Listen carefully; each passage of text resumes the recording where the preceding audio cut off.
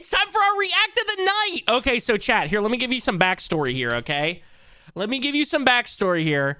Literally every time that I post a Dispatch TikTok, it literally pops up with like Dispatch 2019, Dispatch development cycle, Dispatch whatever. So if it's popping like that, obviously we need to do a react to it. And what a way to bring reacts back with a strong react. Also, since this is clearly going to be YouTube channel content, I'm not doing this for any of you Twitch. I mean, I know you guys are going to like it because you guys like listening to me yap. Hold on, sorry. Let me fix my stream deck here. Give me 1 second. So I can do the Joe Bart strat. Ooh, Joe Bart mention? I love Joe Bart, okay? I'm not doing this for Twitch, okay? Even though you guys like to hear me yap, okay? I'm doing it for YouTube. So YouTube, here, I gotta warn you really quickly. 1, this video is probably gonna be uncut. I'm literally gonna edit in the freaking Twitch editor, okay? 2, I respond to every chat message. I talk too much. You're already warned.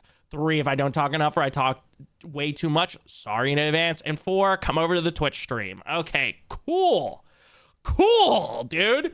Let's get into it. The Dispatch's wild 7-year development cycle. Oh, and I forgot one more thing. YouTube frogs and Twitch chat.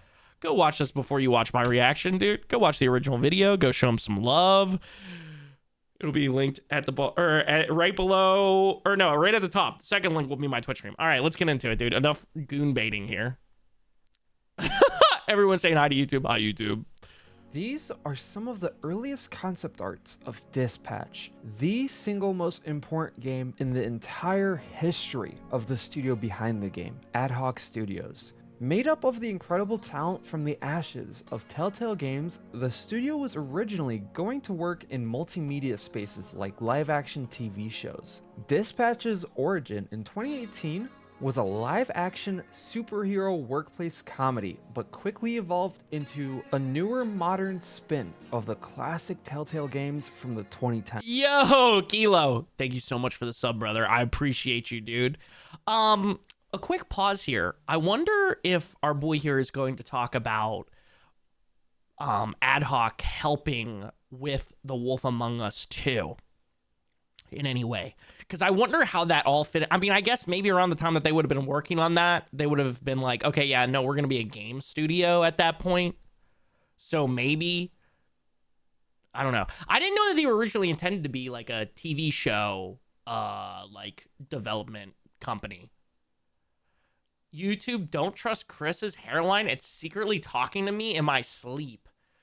Good night, brother. Goodbye, YouTube, yo. Bird good. I'll see you later, twin. Thank you for hanging. Appreciate you, homie. All right, word.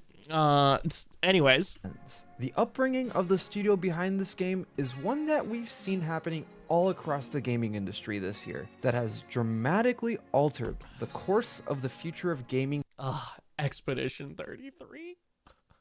It's the Preacher GIF reaction. Oh, no, dude, this is incredible, bro. I say it all the time, okay? Indie games, AA games are the way, okay? People out here saying, oh, gaming's dying. Oh, gaming's, gaming's regressing, yada, yada. Maybe AAA. Maybe AAA, because Ubisoft keeps giving us slop. EA keeps giving us slop. All these horrible, horrible companies keep trying to shove in your face microtransactions, okay? Let's talk about Black Ops 7, okay? Hey, maybe it's a good multiplayer experience, bro. Should have just left the campaign out then, dude, and made it $40, okay? But of course, the heads at Microsoft are not gonna go, oh yeah, that's good. Yeah, dude, let's do that. Cleo, what's up, homie? Sandfall Interactive, my sweet love. Ad Hoc, W Studio. AAA titles are dead. Fuck them. Give them back to indie developers. Yeah, dude.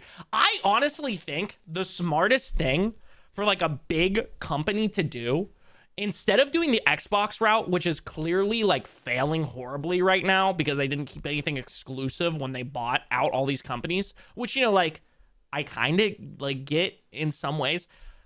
If I was like Sony or Microsoft or even Nintendo, I'd be like, okay, what indie devs have made incredible games recently? Like, 8 out of 10s at least, right? Sold really well on Steam, yada, yada. And I'm not talking about friend slop game creators unless somebody has like somewhat of a unique idea, right?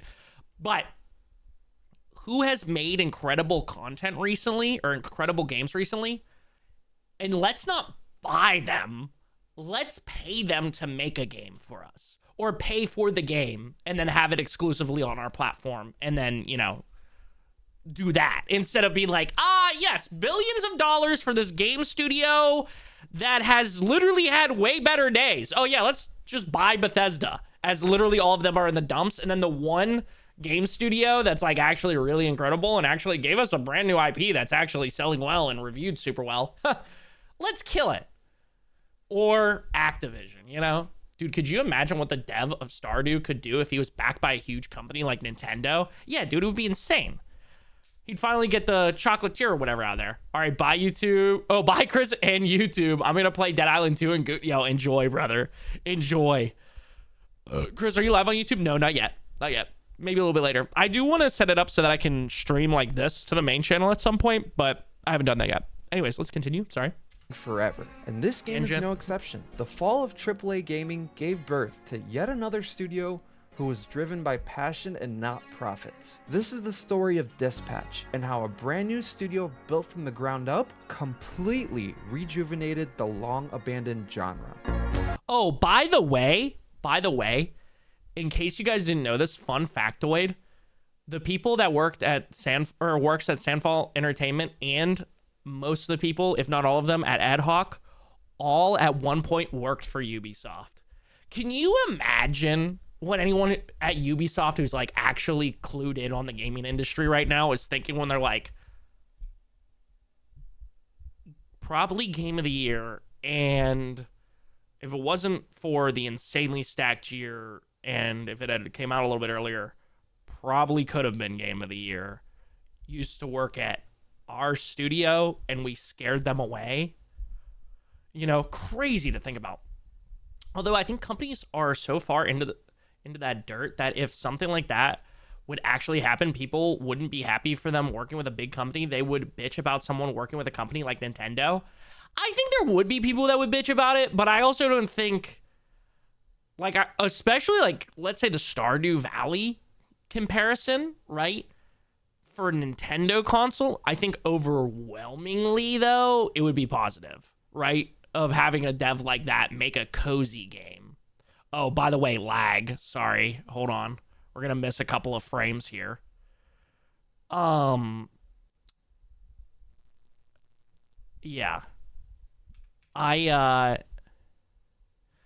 Okay, hold on. Sorry. It's lagging super hard right now. Uno momento, chat. We're going to hope that it picks back up here. Give it a second. Give it a second. Give it a second. Give it another second. Maybe give it one more. Maybe give it one more after that. Maybe another one after that.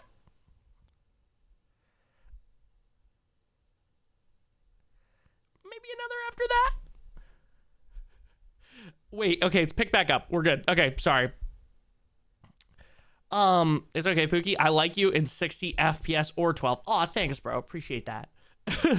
But yeah, if a game studio, like, obviously, it's not the coolest thing in the world to be like, oh yeah, this humongous corporation is literally giving us millions and millions of dollars, you know?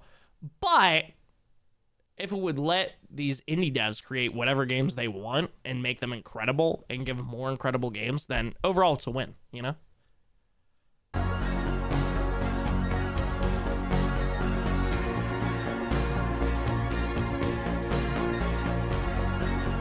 Cinema. Give me 1 second.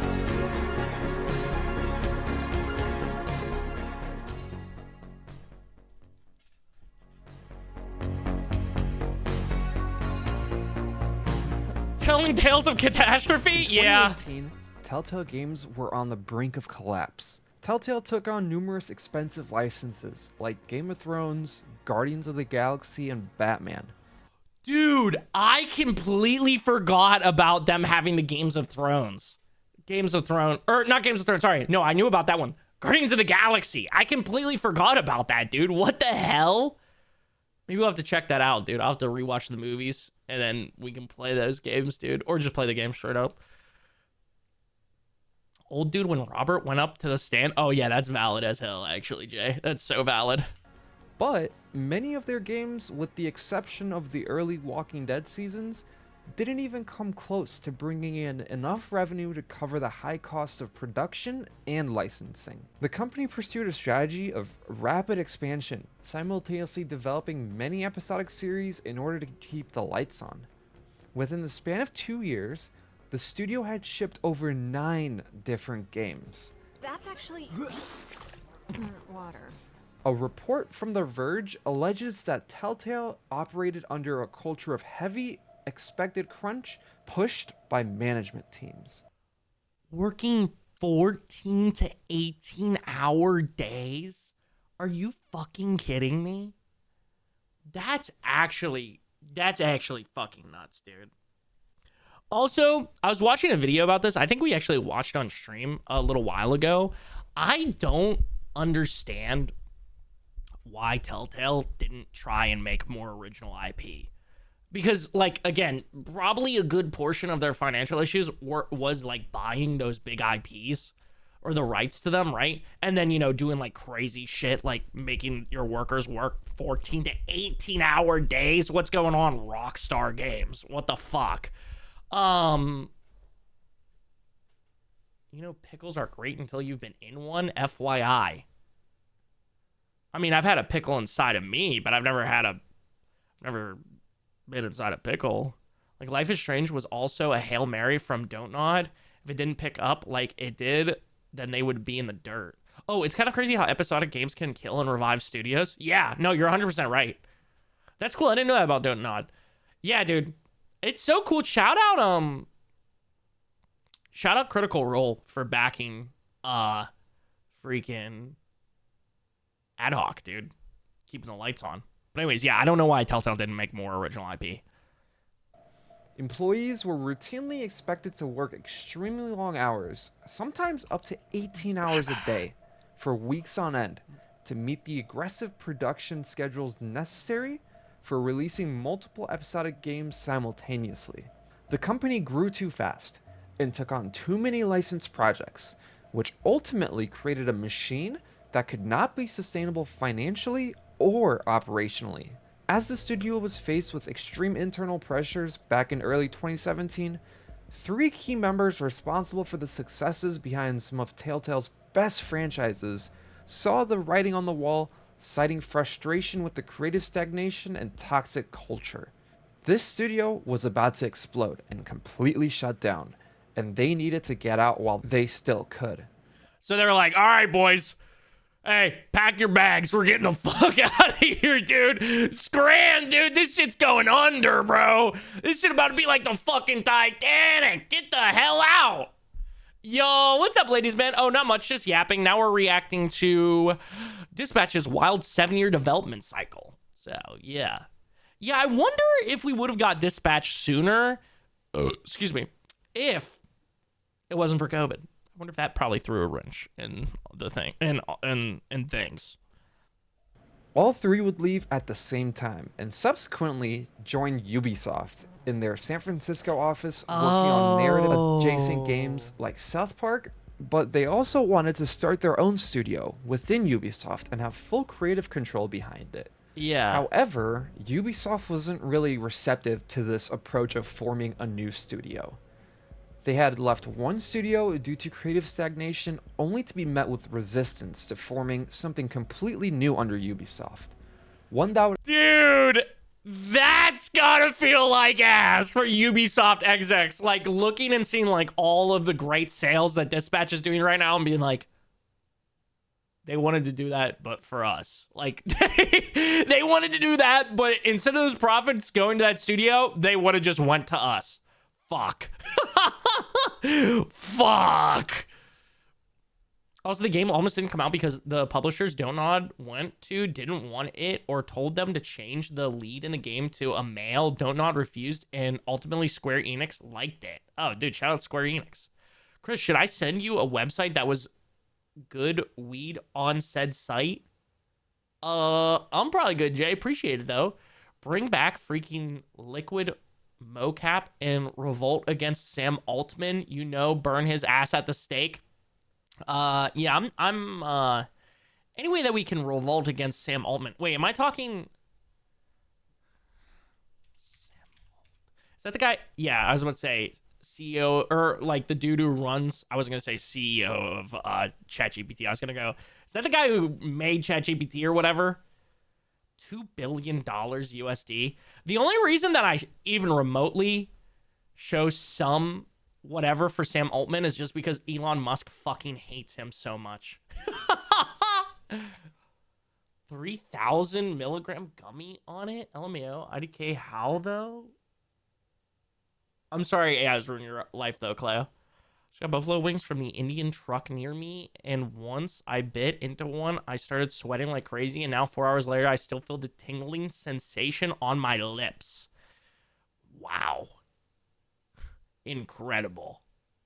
Allow them to operate with full creative freedom and do what they do best, making games. And if this sounds very familiar, it's because this isn't the first time that Ubisoft did this. The creators of Expedition 33 left Ubisoft due to the same exact reason, word for word. And it wouldn't take long for our ex-Telltale Dream Team to follow suit. After only 1 year at Ubisoft, the Telltale veterans would leave and form their own studio. Sorry to pause again. I can't fucking believe that shit, bro. That's great. Like, imagine being Ubisoft and being like, wow, 2 of the most profitable games this year could have been ours.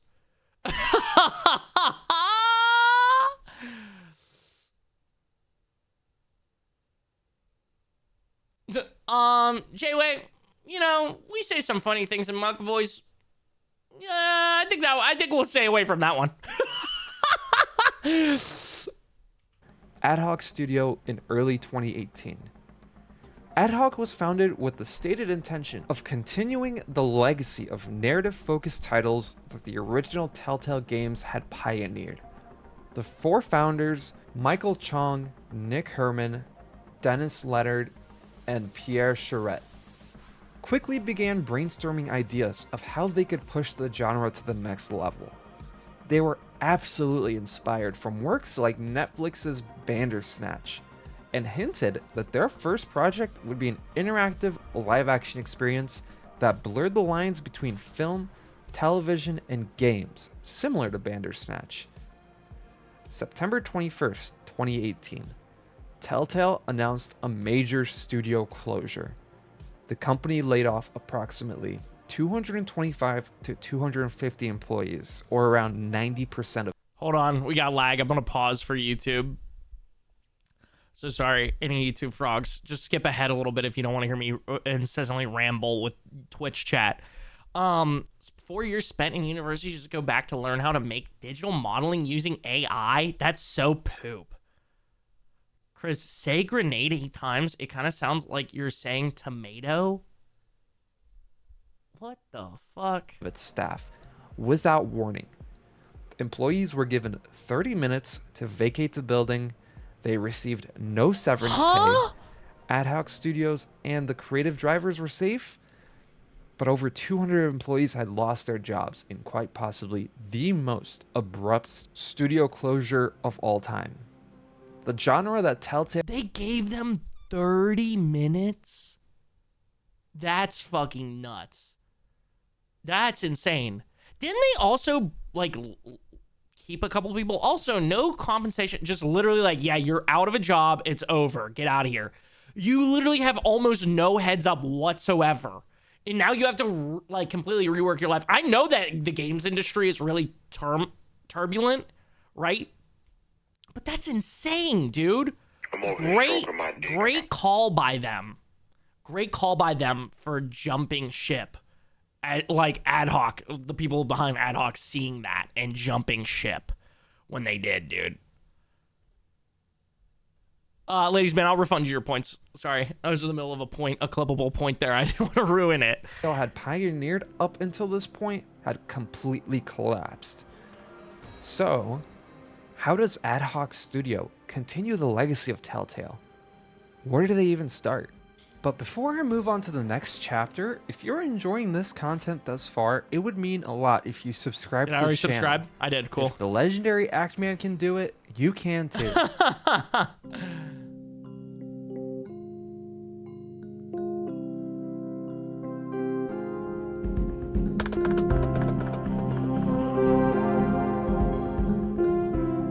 In 2019, Ad Hoc Studio was full steam ahead on their first project. All right, here we go. Finally, chat. This Dispatch 2019 that I keep seeing on freaking TikTok. We can finally get to the bottom of it and find out what the frick it's been talking about. An interactive live-action project. Their vision was to make what we now know as Dispatch, but with actors, sets, and a full show's production cycle. Damn. They had begun working on this project extensively throughout 2019. Meanwhile, what remained of Telltale was bought up by a Californian-based company called LCG Entertainment. The new Telltale wanted to work on new games based on Telltale-affiliated properties. While licenses for games and planned games like The Walking Dead and Stranger Things have since reverted back to their original owners, the new Telltale retained licenses for their own original IPs like The Wolf Among Us. But Dude, the fact that they didn't fucking just make The Wolf Among Us 2. It is literally like everyone that I've talked to about it has been like, yes, The Wolf Among Us was incredible. They should have made another Wolf Among Us, dude, and not left, you know, this new Telltale to make The Wolf Among Us 2 and keep delaying it. It was supposed to come out in 2023. We're about to be in 2026, bro. That's fucking nuts. And then what's the space game they made that everyone was like, yeah, it's good. It's like a 7 out of 10. It's good. Wasn't anything to write home about. It was good. Which I do want to play. Is it The Expanse or whatever that is? But yeah, dude, so annoying. So annoying. And then they also stopped paying Ad Hoc.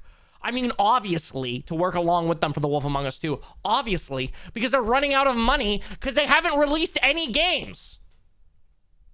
Oh my god, chat. The stream's lagging again. I'm gonna crash out. I'm actually gonna crash the fuck out, dude. If this shit doesn't lock in. My fucking internet doesn't lock in.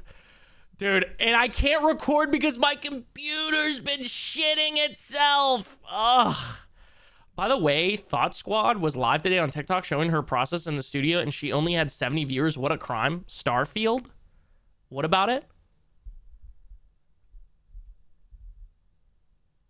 I hate that Telltale Games as a company and genre left the gaming scene because they were so good. Just go back on the VOD, dude. What do you mean? No, not Starfield. Dude, my freaking microphone too, dude. Oh, man. Hold on, I'm just gonna wait until this is done. I might have to, like, I might actually have to edit this. Dude. Oh my gosh, bro. Am I missing any chats? Yeah, Chris Cox Studios. Yeah, dude, I agree. Let's start it up. You can crash out after stream and take 3 months off, but stay with me. Chris, don't go into the light, download your VOD, and go to the section you need and make the video. Yeah, I could if it didn't lag is the problem. Because if it just lags, then everything's fucked, which is the problem. Because I wouldn't mind, like, if after the fact, like, the frame somehow caught up, you know? If the frame somehow caught up, I wouldn't mind. I'd be like, yeah, chat, sorry, dude. Sorry. Okay, Josh, I'm staying with you, but I'm going to resume because we're not lagging anymore. Going back to Ad Hoc Studio for a moment. Yeah. While they were working on their live action project, they were approached by the new Telltale, asking to be contracted for their first release under new management. And since Ad Hoc Studio was partially founded by the creatives behind the first episode of The Wolf Among Us, the new Telltale Games approached the team to help them make a sequel. Of course, Ad Hoc said yes, since Such a it slam meant dunk. their new small studio would receive funding to continue their live action project And since they all worked on The Wolf Among Us already, they were all very excited to return to the world. Telltale and AdHoc inked a deal with an announcement of the new game in 2019, with AdHoc specifically working on narrative and cinematic elements for The Wolf Among Us 2, which was set to release in 2023. This will be very important later, so be sure to remember this. Great. Now AdHoc has two projects. Yeah, it is very important to remember because it's about to be 2026. We ain't got The Wolf Among Us 2. Bring me The Wolf Among Us 2. I love The Wolf Among Us so much, bro. Give me the second one. Telltale, lock it in. Get on your hands and knees and maybe unzip their zipper and suck AdHoc's cock a little bit, dude, to get them back on the project, man. Come on. So where's The Wolf Among Us 2? Is there builds of it? Is it still being made? The last thing that was like officially announced was someone asked AdHoc, one of the workers, in like an interview, and they were like, yeah, you know, they stopped funding us, so we had to like get off the team pretty much for it. But they're still working on it from what we know. Chris is tweaking off the THC. No, dude, I think if I was on some THC, I'd be tweaking even harder. They were working on. One that they had been intimately familiar with during their time at old school Telltale, and one that is something they've dreamt about working on. Things were getting exciting at the studio. However, in early 2020, as production on their own franchise was about to begin, the pandemic hit and completely shut down all production on their live action series. Due to the pandemic completely shutting down film and TV production, they had no choice but to shelf the entire project indefinitely. Looking back at this, AdHoc co-founder Nick Herman said that the shelving of the project was a blessing in disguise. You're asking a bunch of game devs to shoot a TV show, he said. It would have been a fun failure. Yeah, dude, I was literally about to say that, like, so basically COVID kind of worked out for the best for them, because I feel like, what are they called? Are they called FMVs? Is that what it's called? Like the live action video games? They just don't perform super well. Oh, more lag. It's fine, dude. It's a talking head section. I'm sure you guys are fine with a little bit of lag. Yeah, dude. They just don't perform super well. I think it's way better that they went to the cartoon style. Also, they obviously, since they had Critical Role involved and somehow got bread to get Aaron Paul, they had a bunch of good voice actors in it that knew what they were doing. And yeah, it would have been really rough. Like they're all very clearly talented. So they could have possibly pulled off like a live action of some kind, but it would have been way harder. It would have been way harder. They should have just shot it over Zoom. That's what I mean. Like, TV is a huge difference from games. Oh, yeah. Don't forget Charlie and Jack. Yeah, dude, yeah. And, is it Elena who did Mao?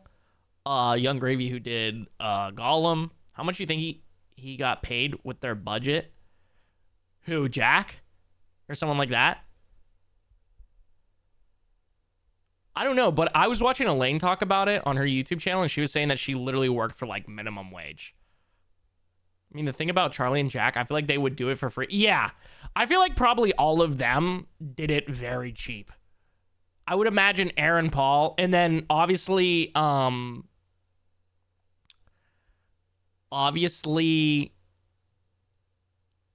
Critical Role, they probably did it for pennies as well, because, you know, they were the ones sponsoring the studio. Young Gravy got paid $26 million. Yep, and this will go into Chris's chat now. Aaron Paul. Yeah, dude, that's probably... I mean, he probably just liked the script, but also he probably was a lot of money. Charlie don't care about money. He's made that clear recently. Yeah, dude. I feel like Jack. I mean, I was watching Jack on Elaine's podcast, and he was talking about like, yeah, I just want to do more voice acting gigs and stuff. So this is like awesome for me. So yeah, probably none of them were charging them very much. Hell yeah, Kilo. I got you, twin. The studio moved on to The Wolf Among Us 2 after that, in a work-for-hire capacity and would be for the next 2 years. Since the game was scheduled to be released in 2023, AdHoc made sure that their work on narrative and cinematic elements would be well ahead of the targeted release time. 2 years of developing The Wolf Among Us 2 went by. Well, I mean, technically, if the game does come out, we will still have it. And then all of a sudden, radio silence. Nothing from Telltale or AdHoc on what was going on with the project. Well, it turns out that the game was delayed indefinitely in an effort to avoid crunch. We weren't running the project, it was Telltale we were doing it in partnership with, and we couldn't wait around and do nothing. It turns out that AdHoc had finished their contracted work, but didn't have any control of anything else on the game beyond that. During the stagnation of work on The Wolf Among Us 2, they slowly began to revisit their shelved project since they had to keep the studio up and running. AdHoc took the foundational narrative work from their shelved project and reworked it into what we now know as Dispatch. Without worrying about the live action media side, they can work on what they've done best: narrative, story-driven games. Why is Robert a twink? Always has been, brother. So, they began staffing up. They had a concrete vision for the game now and needed the firepower to get the project across the finish line. From 2021 onward, it was all about Dispatch and ensuring that the game received the full attention of the nascent gaming studio going forward. Dude, the early drawings and stuff, it's really cool because, like, obviously it's not there fully, but you can see how much of it they kept. Like, from their early on drafts to the actual game, pretty close. That's cool. That's cool as fuck. It looks like they always kind of knew that they wanted it to be like the I mean, clearly they wanted it to be where you're actually dispatching heroes and shit. They weren't like, and now we have to tie a gameplay mechanic into this. What are we gonna do? You know? That's really cool, dude. Waterboy looks a little diff there, though. Hold on. Let's go back again. Yeah, Waterboy looking diff, bruh. He got longer hair. Damn. He's even more dreamy there. My bad. Just be careful, kid. The answers are out there if you just listen to the wind.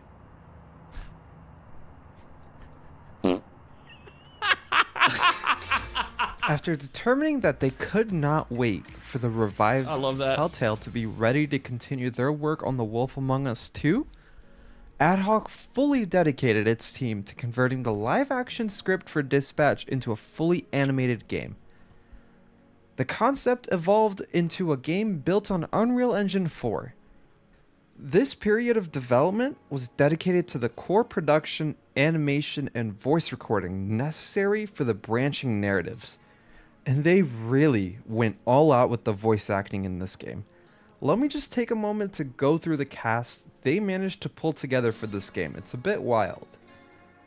Aaron Paul as Robert Robertson, Jeffrey Wright as Chase, Laura Bailey as Invisigal, Young Gravy. Chat, by the way, did you guys know that originally I might be tripping, but I'm pretty sure I read this, okay?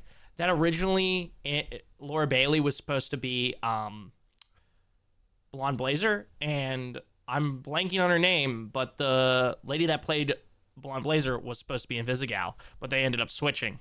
It was like Verso and Gustav. Well, actually, in that situation, Ben Starr was kind of more like helping them, and then he was like, I would love to be a part of the project. Just let me know. And they were like, okay, do we want you to be Gustav or do we want you to be Verso? And I think they were kind of like, yeah, you might be Gustav. And he was like, okay. And then they're like, nah, you're going to be Verso. Yo, what's up, Dan? What's up, Ramsey? Welcome in, goats. Sorry, I've been meaning to just wait until these little breaks from the react to catch up with chat. Phenomena cucked. Yeah, amen, brother. Okay, I do feel bad for Adhoc though, because now they're just pressured to deliver after the success of Dispatch. Like, having an amazing banger as your first game must be crazy. True, but also I think if they put out like a 7 out of 10 next, and like slightly, like if they improve in literally any way whatsoever, I think it'll be fine. I think everyone will let him go. As long as it's not a colossal flop, I think everybody's gonna be like, cool. Plus, they kind of know, like, they kind of have the sauce with that from working at Telltale, because Telltale consistently put out, like, at least 7s out of 10s. Like, nobody's like, I fucking, or at least I don't hear people say this a lot, I fucking hate blank Telltale game. People are usually just like, nah, I didn't play that one, or like, it was okay. You know, okay being, you know, 7 out of 10. Or like, yeah, it was good. I didn't really click with me, though. Bro, ain't trying to wake up. Wait, what? Dan, how are you, bro? Ramsey, what's up, goats? How's it going? I think that's actually what happened to the lady who plays Blonde Blazer. She was just doing temp voice work for very early in the game. Makes sense, dude. Makes sense. That's cool, though, dude. I like the cool backstories like that. I've been watching Elena's podcast a lot, the Acting 101 podcast that they do with Ben Starr and the rest of them. Yeah, I've been really tapped in on that shit. Like, getting in the nitty and gritty of the game industry. What, you asked me, Chris? I just asked how you're doing, bro. I'm doing fine, bro. How about you? I'm doing great, other than the fact my internet keeps shitting itself. I could be wrong, by the way, but I swear something in their interview was something about that. Yeah, no, makes sense. All right, sorry, let's continue. Young Gravy as Gollum. As Golem, Yeah. and even the biggest actor of all time. You may have recognized him from his leading role in the Hunger Games. Moist Critical as Sonar.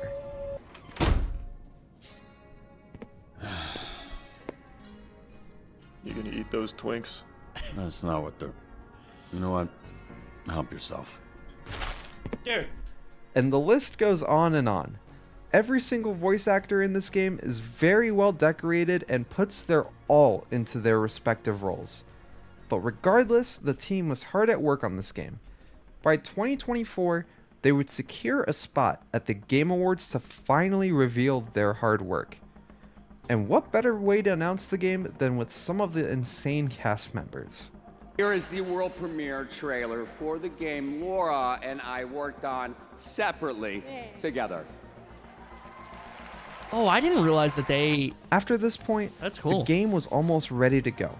But there was one more critical, no pun intended, partner that wanted to be part of this new world. Critical Role Productions.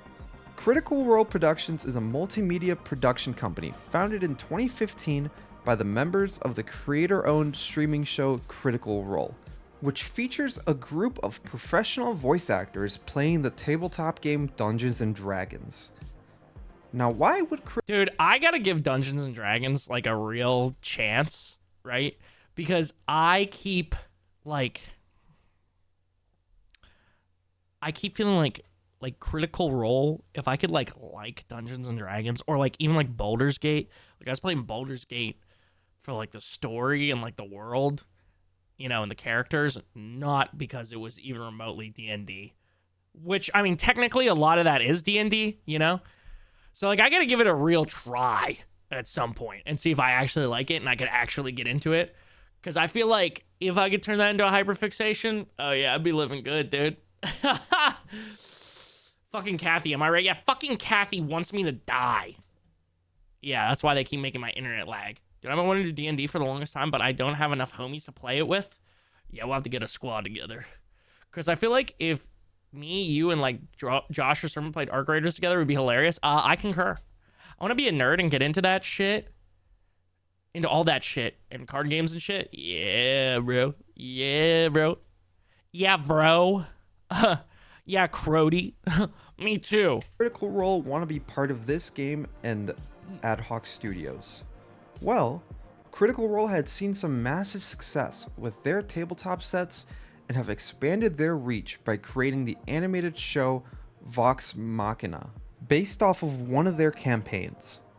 They want to do the same thing with the Dispatch universe and expand it to other forms of media. And since Critical Role Productions related media always has professional voice actors within their episodes, in return, Ad Hoc would develop their first video game set in the Critical Role universe. But going back to Dispatch, following the 2024 Game Awards reveal, Wait, so the Dispatch is in the Critical Roles like world? I didn't know that. I didn't fucking know that. That's so cool. So then Critical Role technically like has like they like technically like co-own Dispatch. Is that what I'm gathering here? And then the medieval game that they're developing is in collaboration with Critical Role is also gonna be in Critical Role's world. Yo, that's actually fun. I didn't realize that. Like I knew Critical Role helped. I knew that they were like a big part of it. Didn't realize it was inside of their world. You know, that's sick as hell. Yeah, Kilo, you got auto mod. I'm sorry, go. Yeah, if we accept it, it auto bans you. Dispatch would launch in late 2025 to critical acclaim. The new studio managed to sell over 1 million copies within 10 days, and we haven't even finished the game yet. As of writing this script, there are still 2 more episodes set to release later this month, but all signs point towards the game and the studio having a hit on their hands. From the troubled history with Telltale Games and its complete collapse, to having to shelf their passion project due to COVID, to going back to helping Telltale Games and everything in between, the story of this studio is very convoluted. But in the end, they managed to release a return to form for the interactive storytelling genre. And in my opinion, reboot the entire Telltale-esque genre with fresh new characters and a very compelling story. Let me know what you think of Dispatch thus far in the comments down below. Dude. And as always, thank you for watching, and I'll see you in the next episode. Hell yeah, bro. I'm so happy for Ad Hoc. By the way, in case anyone wasn't clued in, they did sell 2 million and then hit their like 3-month sales goal like before or maybe week of the last episode's coming out. The best part about Dispatch is it's a new original IP. Yeah, dude, it's so fucking cool. This is literally their Phoenix program. The goal wasn't a deadline. The goal was a game. Yeah, dude. And it's so fucking cool. Again, that indie devs are doing this shit, bro. It's so fucking cool to see. I'm so happy about that. I'm so fucking stoked on that. But yeah, great fucking video. I hope you guys enjoyed. Great discussion, dude. That was a amazing discussion. But no, that was cool. Didn't know all that lore. I especially didn't know how much Critical Role is like connected to that now. Yeah, shout out to Critical Role, dude. I gotta try and tap in at some point on there. Which